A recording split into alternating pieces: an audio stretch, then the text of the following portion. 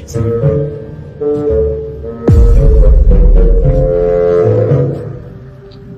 Sorry guys, मुझे नहीं पता था कि तुम लोगों में ऐसा कुछ रिचुअल होता है।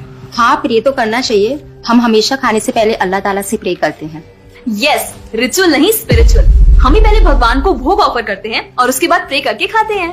लेकिन तुम्हारा भगवान यहाँ आके कैसे खा सकता है? जैसे वो तुम्हारी दुआ कानों से सुन सकता है, वो वैसे ही यहाँ पर आके खा भी सकता है। भगवान का फॉर्म पर्सनल है। अगर वो कानों से सुन सकते हैं तो मुंह से आके खा भी सकते हैं। उनके कान और मुंह दोनों है। शालिनी, तुम प्रे नहीं करती खाना खाने से पहले?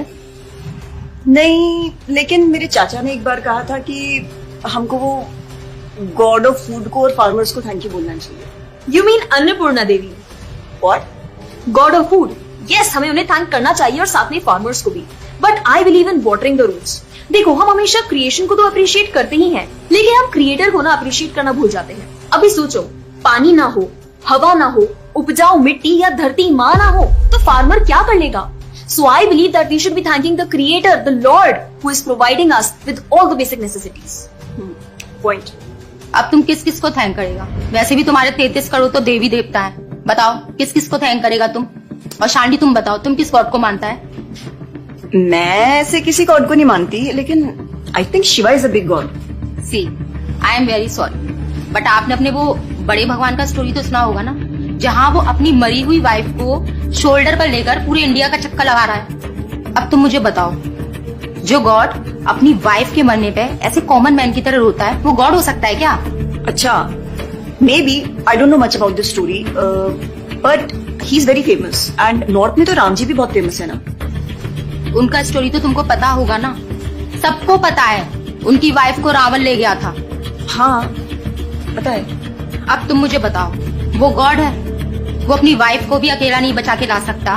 उसको अपनी वाइफ को बचाने के लिए भी वानर सेना की हेल्प चाहिए, और उस वानरों को भी तुम पूछता है। I am sorry.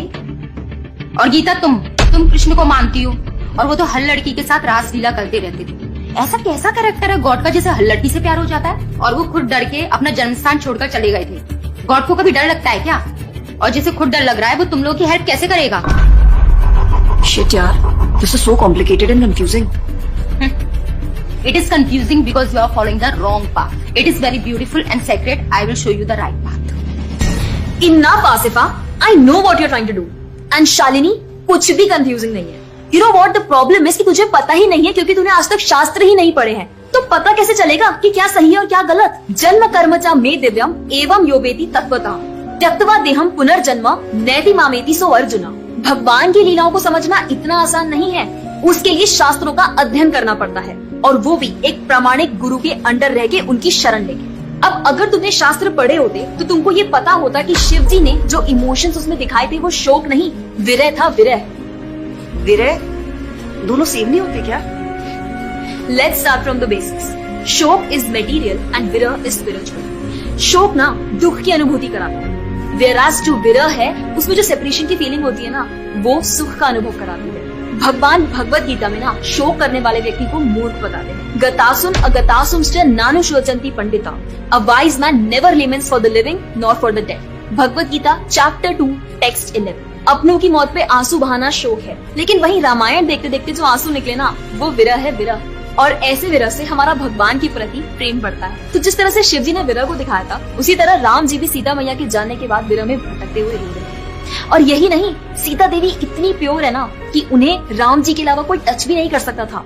रावण जिनको लेके गया था वो छाया सीता देवी थी। असली सीता देवी तो अग्नि में समा गई थी, और वो अग्नि परीक्षा के वक्त बाहर आई थी। और आसिफा, तू क्या बोल रही थी? भगवान राम को अपनी पत्नी को बचाने के लिए वानरों की मदद लेनी पड़ी थी। I mean, God is all powerful, right? हाँ, I mean, वो अकेले भी तो मार सकते थे ना। यार शालिनी, अगर तूने कभी रामायण पढ़ी होती तो तुझे पता होता, जब खर और दूषण आए थे अपने 15,000 ऐसे दानवों के साथ जो इंसान को खा जाते थे, उन सब के साथ राम जी ने अकेले बिना किसी की हेल्प के उन सब के चिथड़े उड़ा दिए थे। अब ऐसे राम के लिए रावण को मारना मुश्किल है क्या? हाँ, लेकिन बाद में वानरों की हेल्प क्यों ली? उनको अपनी सेवा में लगाने के लिए, उनकी ग्लोरीज बढ़ाने के लिए। अरे उन्होंने तो एक छोटी सी गिलहरी तक को अपनी सेवा में लगा लिया था। What? कभी पढ़ा हो तो पता हो ना। खैर, और हम हनुमान जी की पूजा इसीलिए करते हैं क्योंकि भगवान तक पहुंचने का रास्ता उनके भक्तों की सेवा है। जब भगवान देखते हैं कि मेरे भक्तों का गुणगान हो रहा है या कोई सेवा कर रहा है तो वो बहुत खुश होते हैं। जैसे मैं तेरी मॉम के सामने अगर तेरी तारीफ करूं तो वो खुश होती है ना। पॉइंट। इसी तरह भगवान हमसे खुश होते हैं जब हम उनके भक्तों की सेवा करते हैं, पूजा करते हैं। और रही बात 33 करोड़ देवी देवता की, आसिफा तो मुझे ये बता, what is your favourite genre in movies? Psychological thriller. और शालिनी तेरी?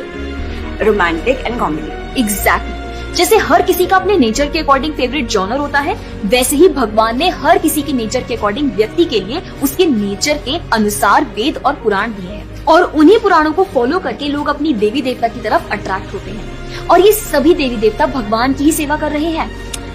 जैसे रोशनी के देवता सूर्यदेव, हवा के देवता वायुदेव, बारिश के देवता इंद्रदेव। जैसे एक सरकार चलाने के लिए इतनी सारी पोजीशंस होती हैं, वैसे ही इस पूरे ब्रह्मांड को चलाने के लिए अलग अलग देवी देवताओं की जरूरत पड़ती है। तो मतलब वो अपनी पोजीशन का मिसयूज करेंगे, किसी भी लड़की के साथ कुछ भी करेंगे, रास लीला करेंगे। Stop it Asifa, now you are crossing the line. तुझे पता ही क्या है कृष्ण के बारे में? जो लोग बोलते हैं कि कृष्ण करे तो रास लीला है, हम करें तो कैरेक्टर ढीला है, उनको बोलो पहले भागवतम पढ़ ले। ठीक रास लीला से पहले भगवान ने गोवर्धन उठाया था। उनको बोलो पहले जाके गोवर्धन पर्वत उठाए। पैदा होते ही पूतना को मारा था, बच्चे से एक मच्छर नहीं मारा जाता। When he was crawling, मुख में ब्रह्मांड दिखा दिया था। तू अपने मुंह में अपना ये हॉस्टल ही दिखा दे आसिफा। क्या तुम जानते हो द्वारका में भगवान श्री कृष्ण की 16,108 रानियां थी और सबके अलग अलग महल थे और हर एक महल में श्री कृष्ण सबके साथ होते थे एक ही समय पर। रोज सारी रानियां कृष्ण से खुश थी और उन सब की जरूरतें कृष्णा पूरी करते थे। क्या किसी नॉर्मल से इंसान के लिए ये सब संभव है? आज के टाइम पे तो एक ही नहीं संभलती, लेकिन उस टाइम सारी रानियां एक दूसरे के साथ खुश थी और उन्हें खुश कृष्ण रखते थे। क्यों? क्योंकि वो भगवान है।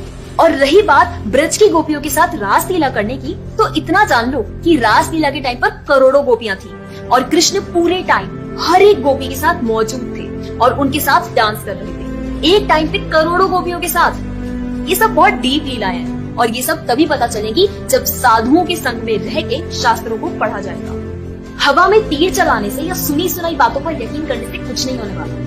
और रही बात अपने भक्तों को बचाने की, तो भगवान ने तो अपने भक्त परीक्षित महाराज को गर्भ में बचाया।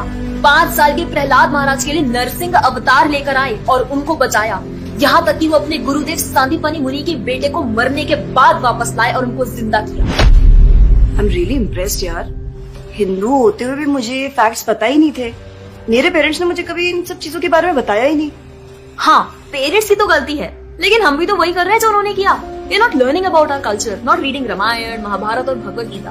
आजकल तो ये सब कुछ रीड करना बहुत इजी भी है यार। Everything is available on our phones and the problem is that we don't want to learn. और इसीलिए हमें कोई कुछ भी बोलता है और हम उसे मान लेते हैं और अपने बिलीफ को चेंज करने के लिए रेडी हो जाते हैं। एक्चुअली में पता है, किसी का हार्ट ट्रांसफॉर्म करना है तो प्यार से करो, ज्ञान से करो, पैसे और तलवार से नहीं। और अब बारी आपकी है। अगर आप भी चाहते हैं कि कोई एड़ा गेड़ा नत्थु गेड़ा अगर आपको कुछ भी ना बोल जाए, आपका बेवकूफ ना बनाए, तो जाइए और अपने कल्चर के बारे में जानिए, ग्रंथ पढ़िए और अपने बच्चों को भी पढ़ाइए। जाकर इस वीडियो को जितना हो सके उतना शेयर करिए ताकि कोई और लड़का या लड़की इस केरला स्टोरी का शिकार ना बने। और हाँ, इस वीडियो को लाइक करें और भक्ति टुडे चैनल को सब्सक्राइब करें।